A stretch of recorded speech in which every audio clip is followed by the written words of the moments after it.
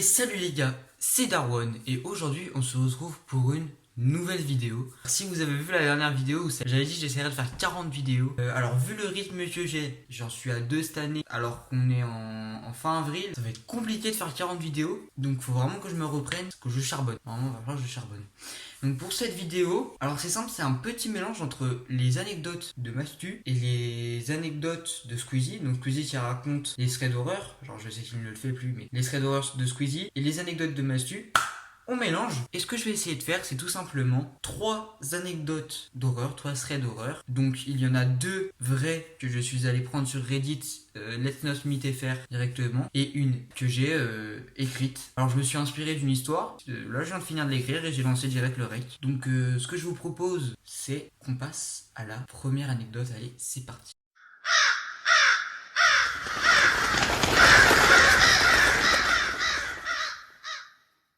Donc, première anecdote, on va tout simplement changer d'ambiance et voilà. Donc cette histoire, elle nous est racontée par Maelana. Maelana qui aujourd'hui a 14 ans, mais l'histoire s'est passée il y a quelques années. Alors elle préfère ne pas donner trop de détails. Donc cette histoire, elle commence en 2020 chez une amie qu'on va appeler Luna. Et à 3, avec une autre amie qui s'appelle Inès, elle s'ennuie. Elle s'ennuie fortement et elle décide de créer une cabane à partir d'une genre de maison en ruine qu'elles ont trouvée. Toutes les personnes qui vivent à la campagne comme moi, on a tous essayé de faire une cabane en forêt. Il faut savoir que ces cabanes se trouvent en forêt. Et cette amie Luna, elle habite sur une route, une grande route comme ça, et cette route elle débouche sur 2 issues, une qui monte, une qui descend, et il faut savoir que ces 2 issues forment un cercle et elles se rejoignent. Donc les filles aménagent leur cabane sur plusieurs mois, et sur plusieurs mois, quand je vous dis plusieurs mois 2020, vous pensez forcément au confinement. Donc à un moment, confinement, les filles ne peuvent plus sortir, elles sont obligées de mettre en pause leur projet. 3 mois plus tard, fin du confinement, donc comme vous le savez, le projet de la cabane peut reprendre. Donc le projet reprend, elles y vont plusieurs fois, et un jour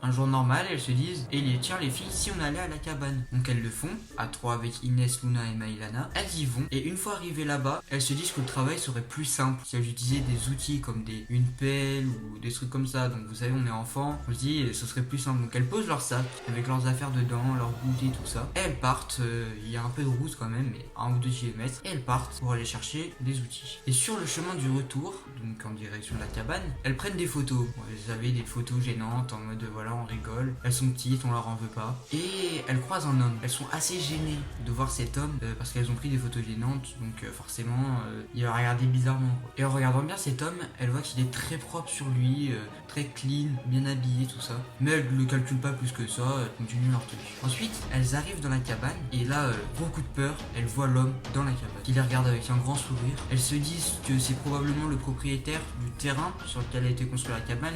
Leurs parents les avaient prévenus. Donc forcément elles se disent que c'est lui. Et à ce moment-là, l'homme, elle regarde assez bizarrement. Bon, pour l'instant, c'est des questions pour l'instant pas très étranges, de l'ordre du « Ah, vous habitez ici, on doit être voisins alors ?» des trucs comme ça. Et au fur et à mesure que la conversation complètement à sens unique, parce que les filles ne lui répondent, ne lui parlent pas, hein, les questions deviennent de plus en plus étranges. Je cite « Ah tiens, toi tu ressembles à ma fille, mais étrangement, ça ne me dérangerait pas de me marier avec toi. » Là, quand t'es une enfant, déjà ça te paraît bizarre, hein, elles nous disent ça leur paraît bizarre. Et l'homme vient même à faire une remarque sur la poitrine. Rappelle, une enfant de 10 ans à peu près, hein, j'estime environ 10 ans, il fait une remarque sur sa poitrine. Finalement, il leur demande si c'est leurs sacs qui sont dans la cabane. Elles répondent que non. Alors je sais pas pourquoi, mais elles répondent que non. Et l'homme finit par faire la proposition creepy, dont on a tous eu peur. Il leur propose de les ramener en voiture si elles attendent 5 minutes. Les filles refusent évidemment. Et Maelana décrit son visage lors de ce refus comme un visage extrêmement énervé. L'homme est choqué de la réponse des filles et finit par les laisser partir. Donc les filles se disent qu'il serait étrange de repartir en arrière comme ça sans raison. L'homme se dirait qu'elles ont eu peur, du coup elles vont les prévenir. Les filles continuent donc tout droit sur le chemin. On le rappelle, ça fait une boucle, donc ce n'est pas grave, elles finiront par arriver chez Luna. Donc elles font une boucle et sur le chemin, elles croisent même la voiture, ce qu'elles supposent être la voiture de cet homme. Une voiture garée au millimètre près, à l'image de l'homme qui était très propre sur lui. Et donc elles marchent, elles continuent, et quand elles sont sur le point d'arriver chez Luna, les filles se disent « Ah mais on peut pas rester là, on allait chercher nos sacs en fait, on allait chercher nos sacs. » Il y a le téléphone de Maelana, la tablette d'Inès et les comics du frère d'Inès, le plus important les comics. Donc elles font marche arrière, mais là, Luna ne peut pas Elle leur dit, je vous aime bien, les filles, hein, mais je ne retournerai pas là-bas, ça me fait trop peur. Ce que les deux autres filles comprennent, hein. Donc elles ont trouvé un plan assez nul, hein. Comme l'a dit Maëlana elle-même, le plan était mauvais, on aurait pu mourir. Luna reste au téléphone avec Inès, et Maëlana part avec Inès chercher les affaires. Donc Luna s'est cachée sur le bas-côté et a attendu les deux filles par téléphone. Donc là, les deux filles marchent en direction de la cabane, et là, pendant qu'elles marchent, les filles entendent un énorme bruit lourd, très lourd. Puis elles continuent de marcher, et elles se disent que c'est vraiment bête de retourner là où il y a potentiellement un homme dangereux, alors qu'elles auraient pu vraiment rentrer, prévenir un adulte.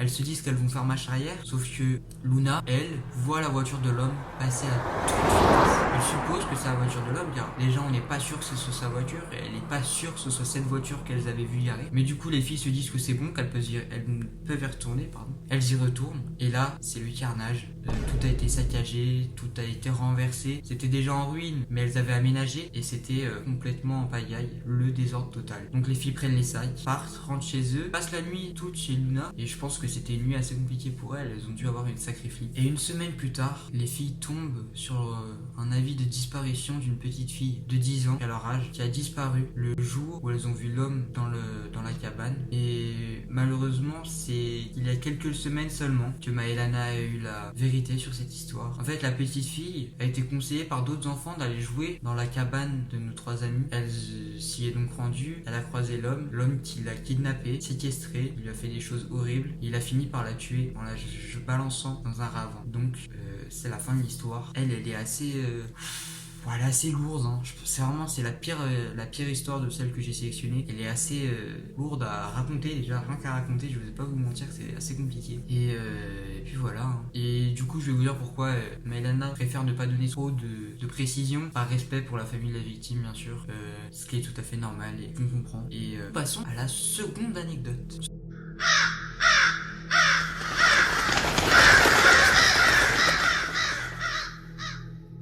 Et nous passons à la seconde histoire.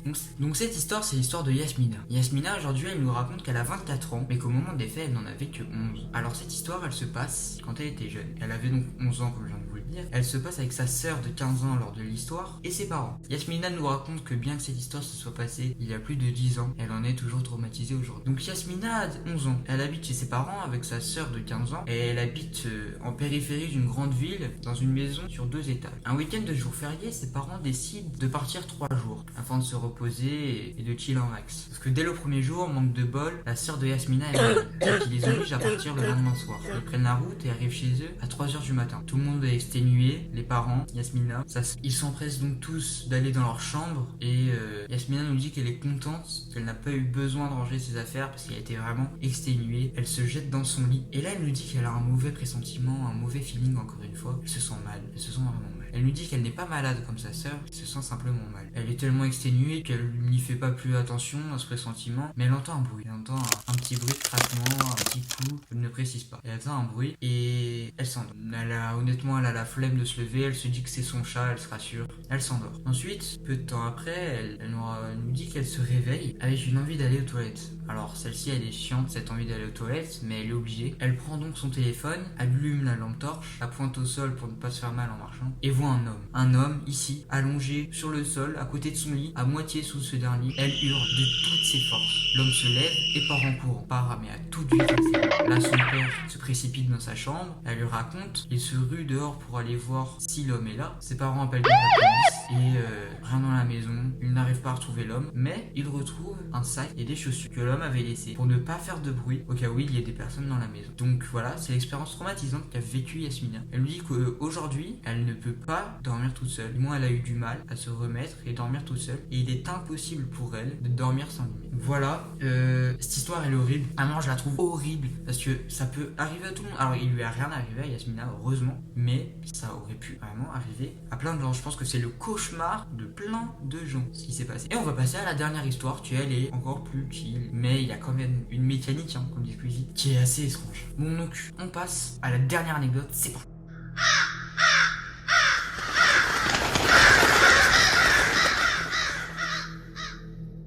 Bon, cette histoire, elle est un peu moins flippante, mais elle est quand même assez spéciale. Elle se démarque parce qu'on n'a pas le fin mot de l'histoire, celle d'avant non plus. Il aurait rien pu se passer, tu vois. Alors que là, il aurait pu se passer quelque chose de très grave, mais on ne connaît pas la fin. Donc je vais vous raconter l'histoire d'un jeune couple. Un jeune couple, ça s'est passé en été 2018, donc Coupe du Monde, tout ça. Et pour simpliciter la compréhension de l'histoire, on va appeler la femme de ce couple Magali et l'homme Henri. Pourquoi je ne sais pas, mais j'ai envie de les appeler comme ça. Donc en été 2018, Magali et Henri décident de se prendre une semaine de vacances à Lisbonne, au Portugal. Cependant, ça n'est que le 6e jour et dernier soir que l'histoire se passe. Ce soir-là, notre couple décide de sortir dans le centre-ville afin d'aller au restaurant et profiter un maximum de leur dernier jour. Ils finissent de manger aux alentours de minuit, mais le temps de rentrer chez eux, ils y seront aux alentours d'1h du matin environ. Magali nous raconte, les rues étaient vides, même si le centre-ville était très animé, les rues pour rentrer dans leur hôtel étaient vides. Pas un chat, rien du tout. Ils continuent de marcher, mais là, ils croisent un couple assis sur un banc, avec une femme très jolie, encore une fois très propre sur elle, avec une longue robe rouge, et un homme avec un visage assez peu accueillant, assez fermé, qui lui paraissait plus âgé que la femme avec qui il était sur le banc. Et lorsqu'il passe devant le banc, Magali ressent quelque chose qu'elle n'a jamais ressenti. Un mauvais pressentiment, un mauvais feeling. Elle se dit que ce n'est pas grave, elle n'y fait pas plus attention. Et dès qu'il passe devant le banc, qu'il le dépasse, les personnes derrière se lèvent et commencent à les suivre. Encore une fois, elle pense que c'est un pressentiment, mais Magali préfère se dire que ça n'est qu'une coïncidence, que c'est le fruit du hasard. Il marche et à un moment, elle reçoit un message. Elle allume son téléphone, elle le voit que c'est Henri, son copain, qui lui a envoyé un message. Vu la situation, elle préfère ne pas lui parler, continuer et ouvrir le message. Ce message est en fait une photo que Henri a prise furtivement, sur laquelle on voit l'homme derrière eux avec un couteau dans les mains. Donc là, directement, Magali, tout ce qu'elle a envie de faire, c'est hurler, se cacher, fuir le plus loin possible, mais elle ne peut pas. Au risque, on ne sait pas ce que l'homme peut faire avec ce coup. Elle reçoit un second message, un texte cette fois, avec Henri qui lui dit: panique pas, nous devons continuer, faisons comme si de rien n'était, mais accélérons légèrement le. Ils continuent en direction de l'hôtel sur 500 mètres environ, probablement les 500 mètres les plus longs de leur vie, et ils continuent jusqu'à arriver devant la grande porte qui est tout le temps ouverte de l'hôtel. C'est assez régulier, c'est assez courant en fait,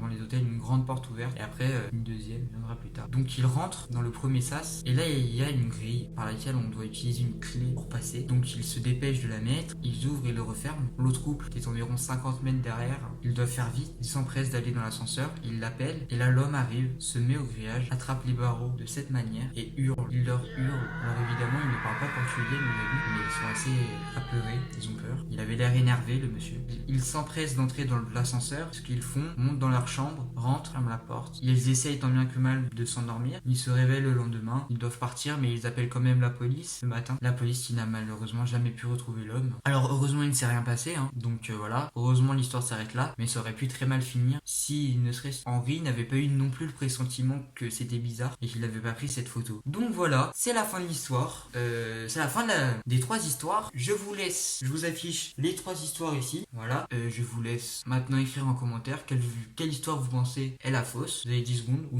rien que penser. Allez-y, je vous laisse réfléchir.